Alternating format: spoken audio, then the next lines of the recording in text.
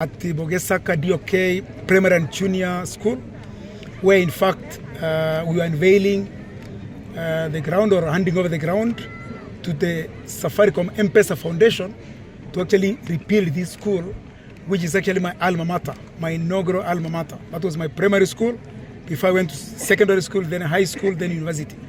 It all started here.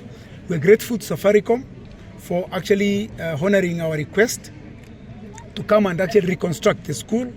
As you heard, Safaricom has put in 62 million shillings to actually totally rebuild the school. It's a makeover, it's a totally new school. They're scrapping the old school. As you saw, it's actually in bad shape. It's run down obviously because it's an old school, to actually then build a totally new school. And not just new, but they're also ensuring that they're equipping it with ECD facilities in compliance with the now CPC curriculum that you know that the government has actually introduced for education. They have also put a science lab that's actually going to be fully equipped and very technology driven. They are also going to ensure that there's a computer lab which is also going to have internet, so that the students will also be able to access information through the computers wherever they need research or actually to find any information, and obviously learn computer.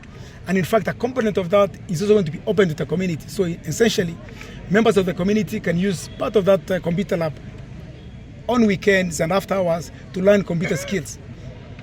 So really to appreciate Safaricom for this great project. And as you know, Safaricom is one of the leading, it's actually the leading multinational corporation in Kenya, the leading company in Kenya that is actually leading in telecoms. They do many good things, and we appreciate especially this intervention in education, because like you heard, education is probably nearly the only legacy you can give the next generation, the new generation, the future. And for them to invest in that through the foundation, which they've done not just in this Bogesaka primary and junior school, but in fact across the country. I am aware that they're actually building similar projects across the counties, across the country. We appreciate this gesture, and really on my own behalf, as an old boy of this school, and on behalf of the community of Bogesaka and Masige East, Bobasi constituency, Kisii County and Kenya, we appreciate Safaricom for your work. This is legacy building. This is something that I think the next generation will thank you and appreciate, especially for the facilities. Digital is what we're actually doing.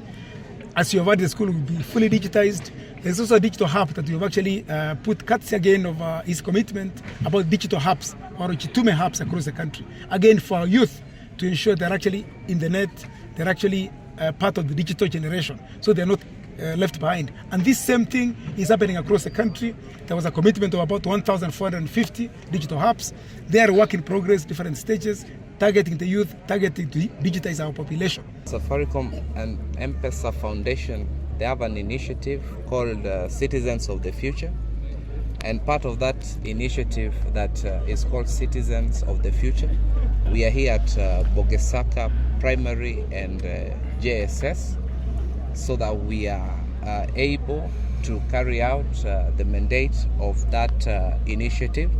And so through Citizens of the Future, the foundation has put 62 million Kenya shillings into the improvement of the school infrastructure. And just as PS has said, this money is going towards the overhaul of the entire school. That means we are going to do all the classrooms. We are going to do a new administration block.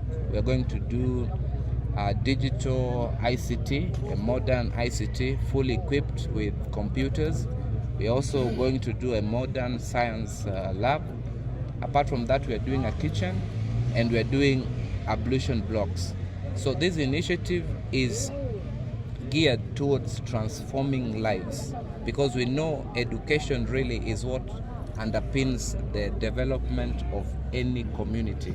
And so we strongly believe as a foundation that the initiative to improve the educational sector by investing in education is the biggest bet for this country.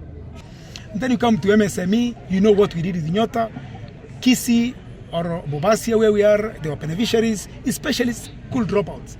That's where the biggest problem was. You get people finishing from 4 at 18, 19 years, they don't get a grade to go to university, become dropouts, become a big issue. And the president, through our partnership with the multilateral donors, came with Nyota, which obviously has taken over 820,000 youth for this phase, and more phases coming to intervene for the youth, to ensure they're empowered, and it's actually a sustainable empowerment. And then obviously, SHA, I spoke about over 31 million Kenyans registered in SHA. We encourage our people to register themselves. It does not cost you anything to register. And then in terms of your contribution, it's to your ability. You can only pay 100 shillings. That becomes your cover. That at least covers your basic minimum. That again, we encourage our people. And Kisii is also one of the counties. I've seen the statistics from DHA. We're actually taking up, and we encourage our people to take SHA because we need it. So really that speaks to the broad things that, of course, affordable housing. I said if there's one county or one region that needs affordable housing, that needs planned settlement, it's actually Kisii, because when you have a fly and you sort of check at the country, we're actually quite concentrated. And people are actually using agricultural land to build their small simbas, small saigas and all that, obviously eating into agricultural land. Affordable housing is actually trying to encourage a bit of town life. Even if it's a local community, you build where youth can actually stay in apartments and release land for agriculture. And that's an intervention, obviously, to ensure our people also get decent housing, especially the ones in the towns, to eradicate slums in the rural areas, to release agricultural land, for example, in Kisii and Nyamira, so that we can use that land for agriculture. If you go elsewhere in the world, Kenya is one of the few places where people are staying everywhere in the farms. You go to UK, I don't know, some of you have traveled.